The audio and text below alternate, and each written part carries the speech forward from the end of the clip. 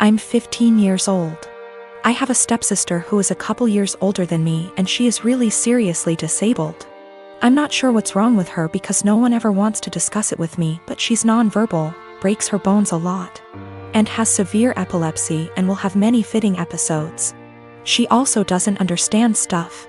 That's probably the easiest way to put it. She's just a human body with nothing inside. She's my stepmom's daughter. My stepmom married my dad 3 years ago and they dated only for a year before that. I don't know my stepmom very well and I don't really get on with her. We are respectful to each other, but I'm basically living with strangers because she's so busy with her daughter and my dad. I am always on my own and I used to hate it, but I'm used to it now. Ever since they moved in to live with us, life changed drastically for me because all the care now revolves around my stepsister. That's fine, I get it. But both my stepmom and my dad ask me to do things for my stepsister that I don't want to do and I resent doing. Stuff like staying home when I want to go to the mall with my friends. They're disappointed that I don't get her anything for her birthday with my very limited funds, etc. My own mom passed away when I was small, so I can't go and stay anywhere else, and all in all I'm just a lot more angry than I used to be, because they seem really disappointed whenever I say I don't want to do anything for her. Even stuff like feeding her, like I don't want to sit there feeding her banana pudding and wiping her drool. I didn't ask for this. Anyway, she recently fell a few days ago and had a seizure for 8 minutes. She was taken to hospital and the doctors want to keep her in and look after her. I don't want to go and visit her. I remember seeing my mom in hospital before she died and I just hate hospitals and I sort of hate my stepsister, and I just don't want to go and visit someone who doesn't even know I'm there. My stepmom is really upset with me and so is my dad. They haven't yelled at me or anything, but they are both being super cold towards me because I don't want to visit. My grandma who lives in Canada called me about the blue and told me it was okay. And I don't need to force myself to go to the hospital, so I'm assuming my dad has told her I'm refusing to go. He keeps pleading with me, but I keep telling him I'm not doing it. I told him hospitals remind me of mom and he got even more upset and said my stepsister might die and I need to stop being so selfish towards my stepmom. The last year and a half has been hard for me, to say the least. Last March, my brilliant and hilarious and beautiful girlfriend Natalie suddenly passed away. Everyone always gave shit about us because of politics. We met in college when we were poli-sci majors. She is very liberal, think AOC, and I'm pretty conservative. We actually met because we were serving as treasurers for our school's College Democrats and Young Republicans clubs, respectively. And our groups would get together for drinks or bowling or laser tag once a month. Well, Natalie and I bonded over a lot of shared interests and we hit it off.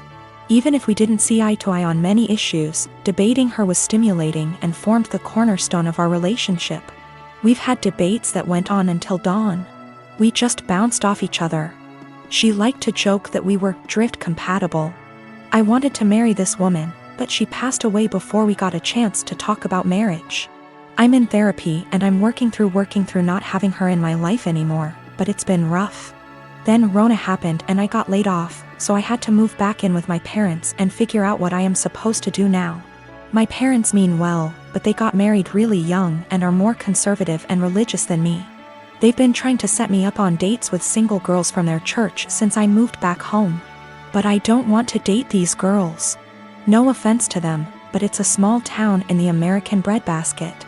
They don't share the same interests as me and it feels like their only goal in life is to be a good Christian wife and produce a lot of babies. Trying to talk to them about current events is excruciating for me. The girls my parents tried to set me up with take everything they read on Facebook or hear from Fox News for face value. It makes me miss Natalie and our debates more. My parents mean well. I know they want me to find a nice girl and settle down with her, but not like this. They are nothing like Natalie and never will be. I miss her, even if my folks didn't like her ideas. But when I told them the other night that I wanted them to stop setting me up on dates with these girls, they freaked out and told me that I needed to consider settling down since I just turned 30. They're good girls from great families, I know that, and my parents like them more than they liked Natalie, but she was my one and only. I don't think it's fair for anyone when I still love her. They are even more angry at me because I told them that I just don't see myself getting married anytime soon. But like I said, Natalie was my soulmate and I just can't see myself being with anyone else but her. Yet, they are insisting that I need to find a woman and settle down and give them grandchildren. We were seriously close to talking about marriage. But around the time she died, it was more like how funny it would be if the bridal party wore blue and the groomsmen wore red because the bride is a Democrat and the groom is a Republican / Romeo and Juliet deal. I wish we got to do that. Natalie thought it was hilarious. I was dating my boyfriend for 2 years. We didn't live together but lived on the same street and I was always over at his place. We each had kids from a previous relationship, so I wanted to take the whole living together thing slowly. But we were together all the time and I just maintained my own residence. He commuted for work, and I knew his department got a new secretary. She was younger and married and had recently had a baby. I knew they were work buddies and I even bought a birthday gift for him to give to her. After about a year, she moved to another state. My boyfriend and I decided to move in together and we lived together for a year when I found out that he and that secretary had some type of non-physical but still romantic relationship while they were working together. And that is why she ended up leaving, because they both realized it was not appropriate. I stumbled on old emails between them that were strange, calling each other pet names.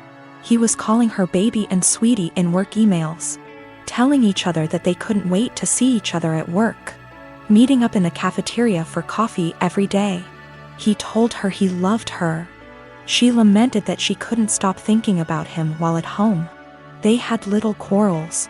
I also realized that he was still Facebook friends with her.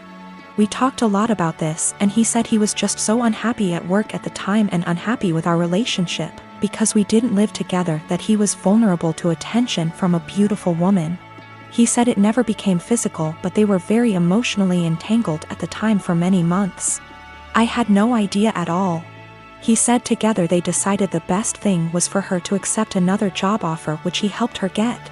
He's very remorseful sometimes. Other times he will tell me that it's partially my fault because I rarely stayed over. I was doing everything for him to help him out because I knew how busy he was and how stressful life was for him back then. He will also try to tell me I was too cold. I've tried to move past this. I told him he needed to delete her from Facebook, and he did. It's been over a year since I found out, but I still feel so much hurt and anger if I think about it, or if something triggers me. Even something as stupid as a movie where the man is hooking up with his secretary. It's been over a year of anger, fighting, hurt and drama. The man I thought I was with is not the guy who would speak to his married secretary like that. Should I just give up? I'm tired of feeling this way. My husband had a serious injury weeks ago. He's bedridden and his family come to see him every day. Mother-in-law keeps drilling what I need to do to make my husband comfortable but does nothing to help. Just visits every day and sits around expecting to be fed and entertained. Sometimes Bil, his wife and kids join them and turn the house into a mess. Yesterday Mil, her husband and son came again. They checked on my husband, then went to sit in the living room for hours. I served them coffee and croissant. Hours later my husband threw up again, second time. I had to take care of changing his clothes and cleaning the sheets to avoid infections. I was exhausted. I came downstairs and mother-in-law looked at me and asked, "Hey, where's our dinner?" I was shocked that after seeing me go up and downstairs many times and cleaning and bringing new sheets and running the washing machine that she'd expect me to prepare dinner.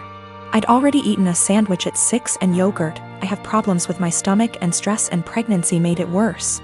I'm 4 months in. I pointed at the kitchen and told her to help herself out. She gave me a look, then said she didn't expect me to ask her to cook dinner at my house. I said I didn't expect her to ask me to cook dinner while I'm taking care of her son. She started arguing about the way I spoke about my husband, saying as his partner, "This is the least I could do," and called me unhinged for throwing in her face that I'm helping my husband. She got her husband involved, asking what his thoughts were on me making guests go hungry and forcing them to cook themselves, when this supposed to be my duty as a host homeowner.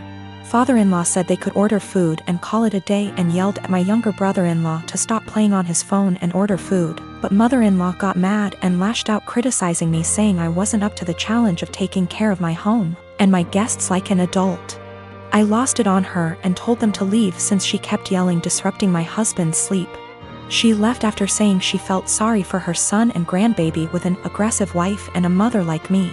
She told everyone, and my older brother-in-law said he understood I'd a lot on my plate, but lectured me about how I should have respect for his mom who was a guest, repeatedly saying if that was his wife she wouldn't have acted this way, and that I shouldn't use taking care of my husband against them. He asked me to apologize, but I didn't.